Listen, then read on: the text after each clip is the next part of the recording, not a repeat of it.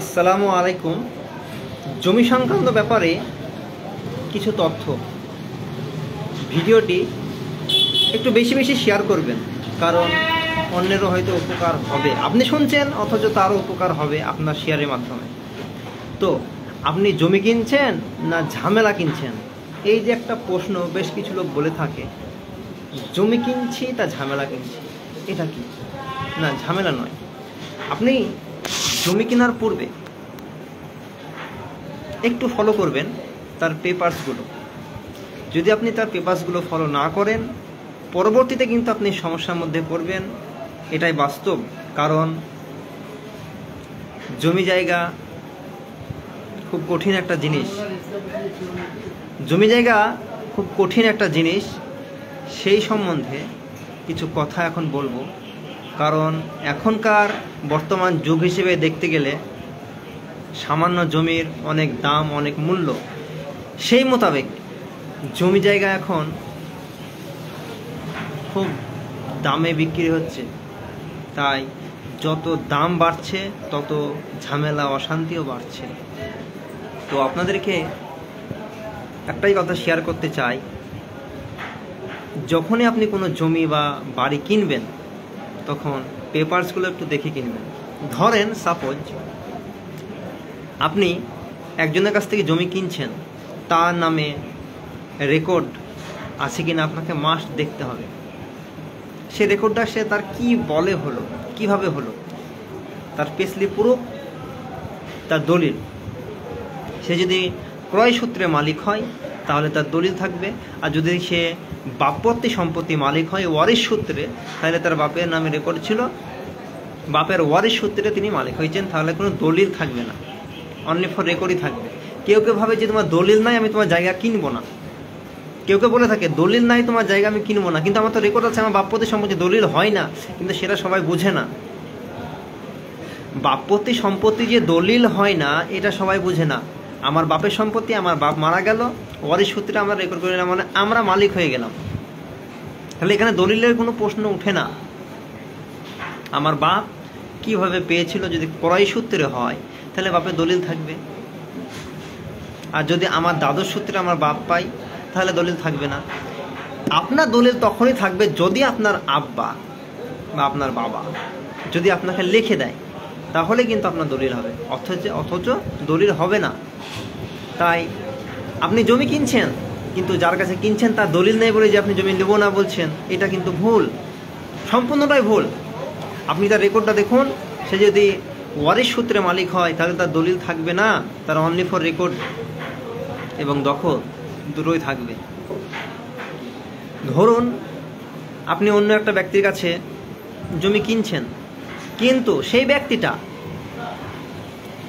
দলিল আছে অথচ রেকর্ড নেই, তাহলে আপনাকে এই জায়গা থেকে করণীয়। আপনি অন্য একটা ব্যক্তির কাছে জমি কিনছেন, তার দলিল আছে অথচ তার রেকর্ডটা নেই, তাহলে আপনার এই জায়গায় কি করণীয়? আপনার এই জায়গায় করণীয় হচ্ছে এটাই, তার জমিটা নিতে গেলে আপনাকে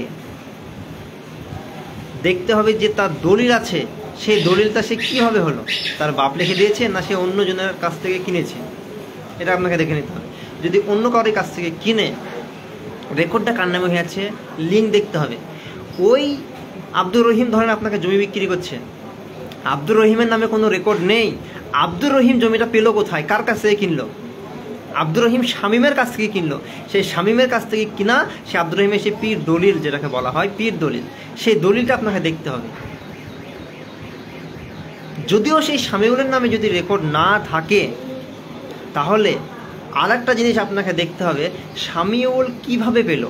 আব্দুর রহিম তো আপনাকে বিক্রি করছে, তাহলে আব্দুর রহিমের নামে রেকর্ড নাই, আব্দুর রহিম কিনলো শামীউলের কাছ থেকে, শামীউলের নামে কোনো রেকর্ড নাই, তাহলে শামীউল কীভাবে পেল সেটাও আপনাকে তদন্ত করতে হবে। আর যদি এগুলো আপনি কেনার পূর্বে না দেখে নেন, তাহলে কেনার পরে কিন্তু আপনার সমস্যা থেকেই যাবে। তখন আপনি কেনার পরে বলবেন জমি কিনলাম না ঝামেলা কিনলাম, ইয়া জমি কিনবো না। এই যে একটা আপনার মন মানসিকতা, এগুলো থেকে আপনাকে দূরে থাকতে হবে। তাই শামীউল কিভাবে পেলো, শামীউল কার কাছ থেকে পেলো, বাপের কাছ থেকে পেলো না শামীউল কিনেছে?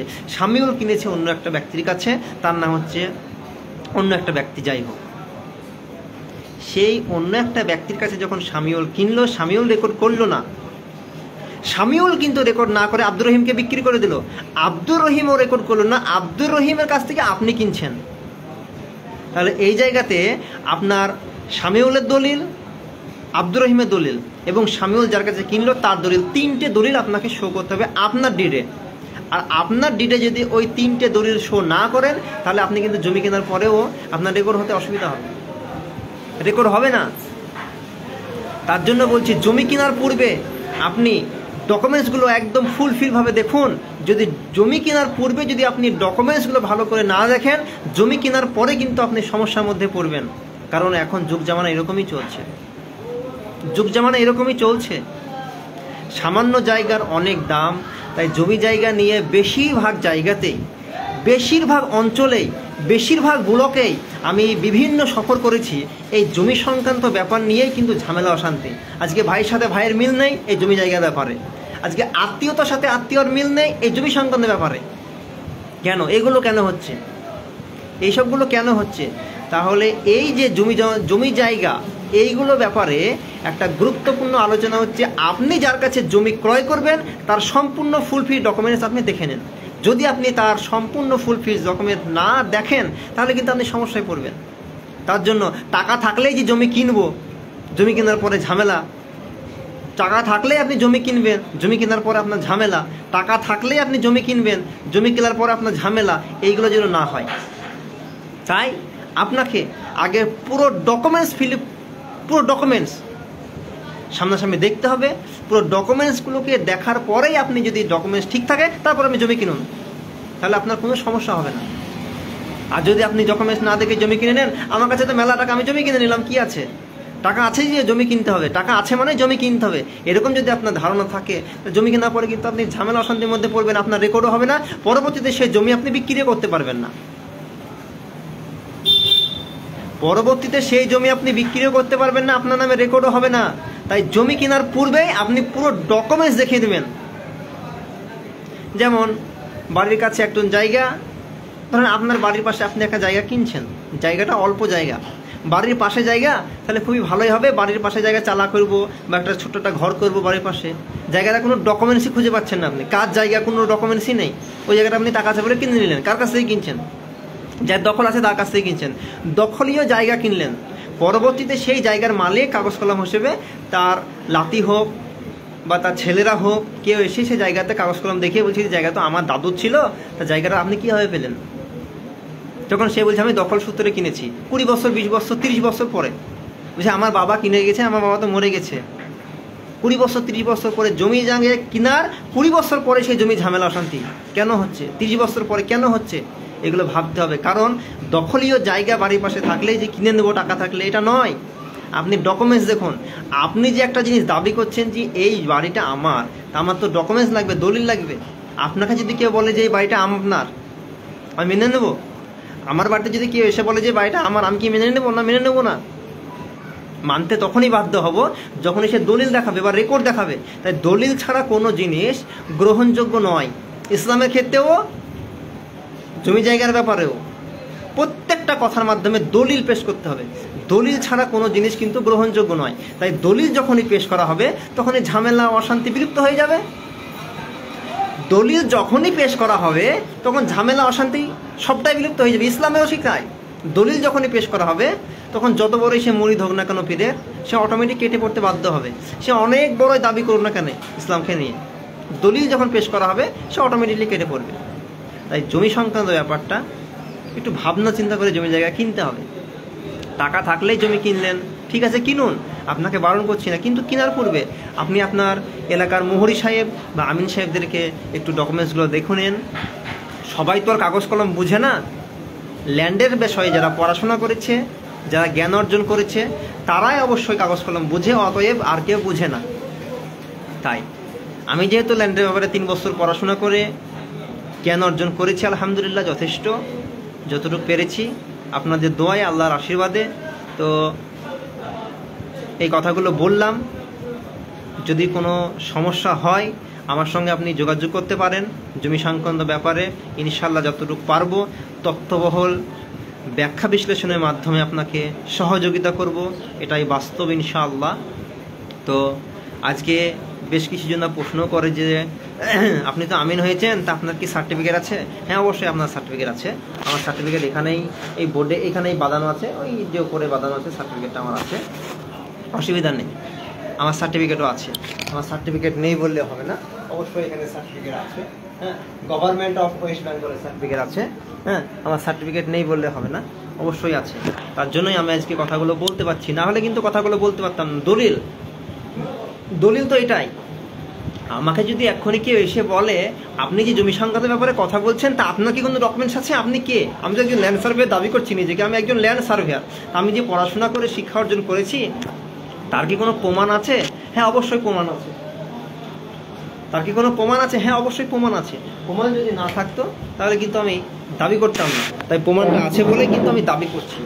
তো এই যে আমার মাথার উপরে প্রমাণ ঝুলছে, তাই জমি কেনার পূর্বে একটু দেখে শুনে কিনুন, এটুকুই বার্তা দেব আপনাদেরকে। আর যদি কোনো অসুবিধা হয় আমার সঙ্গে যোগাযোগ করুন, বা আপনার এলাকার কোনো মোহরি সাহেব বা আমিন সাহেবের মাধ্যম দিয়ে আপনি যোগাযোগ করে জমি কিনতে পারেন, কোনো অসুবিধা নেই। যদি আপনাদের কোনো সমস্যা থাকে তো আমাকে এখন লাইভে বলতে পারেন, আমি লাইভেই আছি, মেসেজ করতে পারেন। যদি কোনো সমস্যা থাকে জমি সংক্রান্ত ব্যাপারে, আমি ইনশাল্লাহ উত্তর দিব।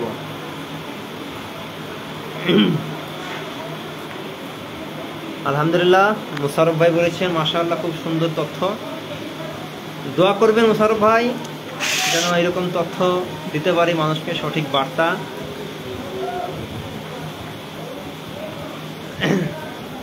মুশারফ ভাই আলহামদুলিল্লাহ আমাকে যথেষ্ট ভালোবাসেন, শ্রদ্ধা করেন।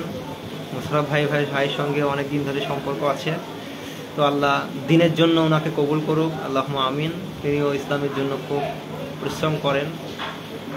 তো যাই হোক, জমি জায়গার ব্যাপারটা খুব কঠিন একটা ব্যাপার যদি আপনি মনে করেন তাহলে, আর যদি আপনি সহজ মনে করেন তা খুবই সহজ।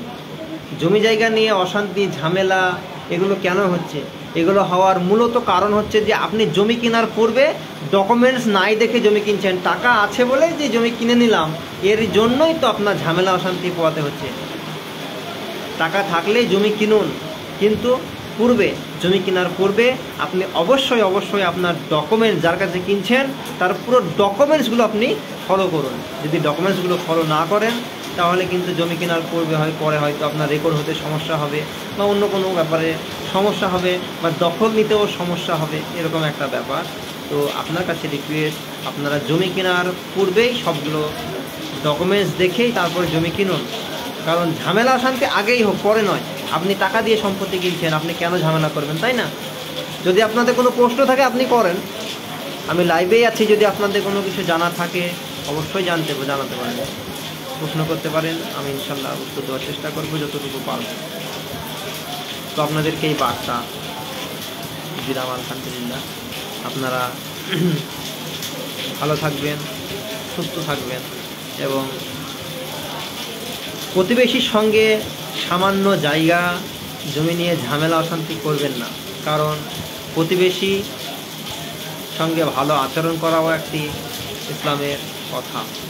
তাই বাড়ির পেছনে আমার 6 ইঞ্চি জায়গা আছে, বা 1 ফুট আছে, বা 1.5 ফুট আছে, কিন্তু প্রতিবেশী বলছে যে নেই।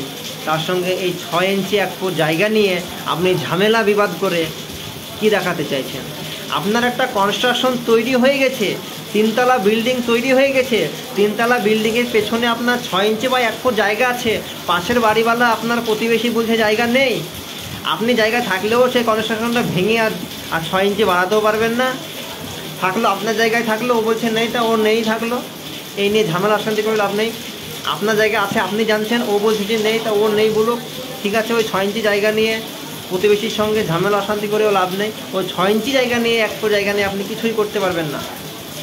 তাই ওই 6 ইঞ্চি জায়গা নিয়ে ঝামেলা করে আমিন নিয়ে যেয়ে মাফ করার কোনো প্রয়োজন বোধ নেই। খারাপ লাগে ওইটাই, 6 ইঞ্চি 1 ফুট জায়গা নিয়ে আমিন নিয়ে যেয়ে মাফ করে, এগুলো একটু খারাপ লাগে। কারণ গভর্নমেন্টের আইন, পড়াশোনার মাধ্যম দিয়ে যতটা জেনেছি, গভর্নমেন্টের আইন একটা ম্যাপের সঙ্গে একটা ম্যাপের ডিফারেন্স, একটা ম্যাপের সঙ্গে একটা ম্যাপের ডিফারেন্স থাকতে পারে 5 লিঙ্ক। 5 লিঙ্ক, এক লিঙ্কে কিন্তু আনুমানিক 8 ইঞ্চি হয়। এক লিঙ্কে 8 ইঞ্চি হয়, তাহলে একটা ম্যাপের সঙ্গে একটা ম্যাপেরই ডিফারেন্স 5 লিঙ্ক। 5 লিঙ্ক মানে 3 ফুট। তাহলে একটা ম্যাপের সঙ্গে যখন একটা ম্যাপেরই 3 ফুট ডিফারেন্স থাকে, তাহলে 6 ইঞ্চি জায়গা আপনার কিভাবে পাবো, আমিনরা যে কীভাবে মেপে দেবে, সেটা আপনাদের ওই সমস্যার সমাধান করাটাই হবে। কোনো আমিনের যে ক্ষমতা নেই যে 6 ইঞ্চি জায়গা মাপ করবে, কোনো আমিনেরই ক্ষমতা নেই মাপার। 6 ইঞ্চি জায়গা মেজারমেন্ট করার কোনো আমিনেরই ক্ষমতা নেই। আপনারা 6 ইঞ্চি জায়গা পাবো বলে নিয়ে যান, আর ও পাবে না বলে নিয়ে যান, এরই মধ্যে কোনো একটা অ্যাডজাস্টমেন্ট করে দেখতে হয়, কিছু করার থাকে না আমাদের। কিন্তু ওটা আমিনদের মাপার ক্ষমতা নেই, কারণ গভর্নমেন্টের আইনই তো বলছে একটা ম্যাপের সঙ্গে একটা ম্যাপের 3 লিঙ্কের ডিফারেন্স, 5 লিঙ্কের ডিফারেন্স, 3 ফুটের ডিফারেন্স। তাহলে আমরা কীভাবে 6 ইঞ্চি জায়গা মাপ করব, আপনারাই বলুন। তো যাই হোক, জমি সংক্রান্ত ব্যাপারে কিছু কথা বললাম। আপনারা এই ভিডিওটা একটু বেশি বেশি শেয়ার করবেন, কারণ এই শেয়ারের মাধ্যমে হয়তো অন্যরাও বুঝতে পারবে, জানতে পারবে, জানার সুযোগ পাবে। তো এই ভিডিওটা যতটা পারবেন একটু বেশি বেশি শেয়ার করবেন। এই শেয়ারের মাধ্যমে হয়তো আরও অন্য লোক যারা জমি কিনবে, যেসব ভাইরা, বাপেরা, চাচারা জমি কিনবে, তারাও হয়তো অনেকটা সচেতন হয়ে যাবে এই ভিডিওটার মাধ্যমে। তো জানতে হলে অনেক কিছু জানার আছে। পরবর্তী সময়ে আরও অন্য কোনো বিষয় নিয়ে লাইভে আসবো ইনশাল্লাহ, যদি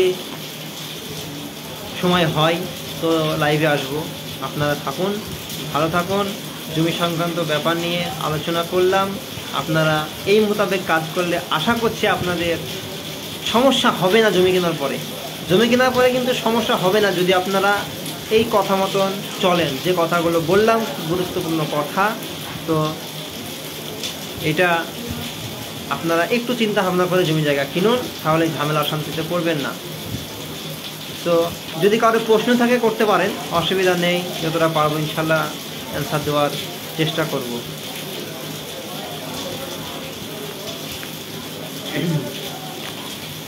ঠিক আছে, আসসালামু আলাইকুম। জমি কেনার পূর্বে অবশ্যই পুরো ডকুমেন্টস, দলিল, রেকর্ড যা আছে আপনারা দেখে নেবেন। যদি আপনারা পুরো ডকুমেন্টস না দেখেন তাহলেই কিন্তু আপনাদের সমস্যা হতে পারে। টাকা থাকলেই জমি কিনবেন, টাকা না থাকলেই কিনবেন না, এটা সমস্যা নয়। সমস্যা হচ্ছে এটাই যে জমি কেনার পরে কেন আপনার সমস্যা হচ্ছে। কারণ পুরো ডকুমেন্টস আপনাকে ফুলফিলভাবে দেখতে হবে, পুরো ডকুমেন্টস আপনাকে ফুলফিলভাবে দেখতে হবে। নাহলে কিন্তু এই জমি সংক্রান্ত ব্যাপারে আপনার ঝামেলা অশান্তি পোয়াতেই থাকবে।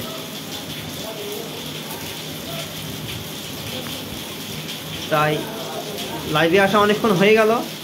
তো যাই হোক, আপনারা এই মোতাবেক কাজ করে যদি আপনারা কাগজ কলম দেখে জমি কিনেন, তাহলে হয়তো আপনারা লাভবানই হবেন।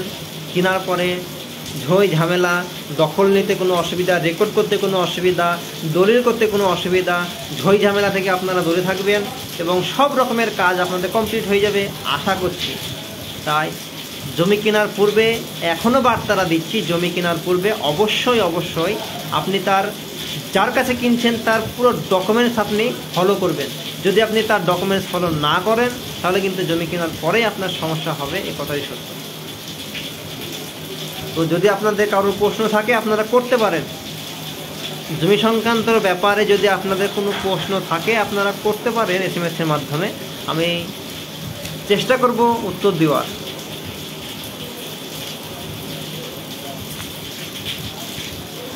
বিআর মমিন ভাই গুরুত্বপূর্ণ তথ্য তুলে ধরলেন, আলহামদুলিল্লাহ। দোয়া করবেন ভাই। যতটুকু পড়াশোনা করেছি, জ্ঞান অর্জন করেছি, তার মাধ্যমে সামান্য কিছু কথা সবারই সামনে শেয়ার করলাম। এটুকুই বললাম, বার্তা এটুকুই দিলাম।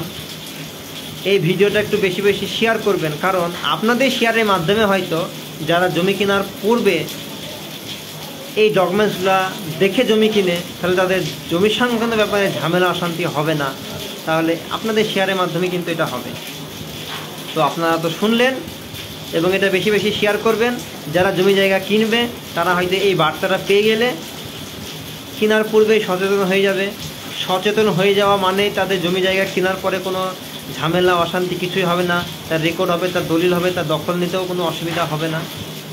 কারণ জমি কেনার পূর্বে তিনি তো একবারে ভালোভাবে দেখে নিচ্ছেন, তাহলে এটা একটু ফলো করতে হবে। আর যদি ফলো না করেন তাহলে কিন্তু আগামী দিনে সমস্যা হবে। এটাই, লাইভে অনেকক্ষণ আসা হয়ে গেল, তাই এবার লাইভ শেষ করছি। যদি আপনাদের কোনো প্রশ্ন থাকে তা আপনারা করতে পারেন।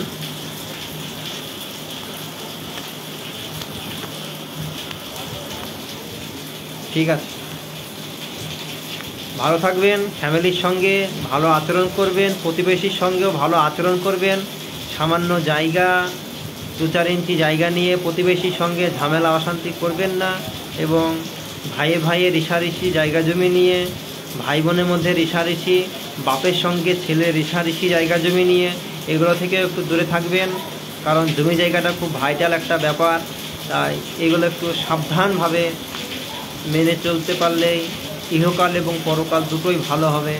তাই সবারই কাছে একটাই বার্তা, জমি সংক্রান্ত ব্যাপারে কারোর সঙ্গে কোনো ঝামেলা বিবাদ করবেন না। ফুলফিল ডকুমেন্টস দেখবেন, সমানভাবে কিনবেন, কোনো অসুবিধা হবে না ইনশাআল্লাহ। তো লাইভ এবার শেষ করছি। যদি কারোর প্রশ্ন থাকে করতে পারেন, ইনশাআল্লাহ SMS এর মাধ্যমে উত্তর দিব, বা কোনো এক সময় লাইভে এসেও উত্তর দিতে পারি।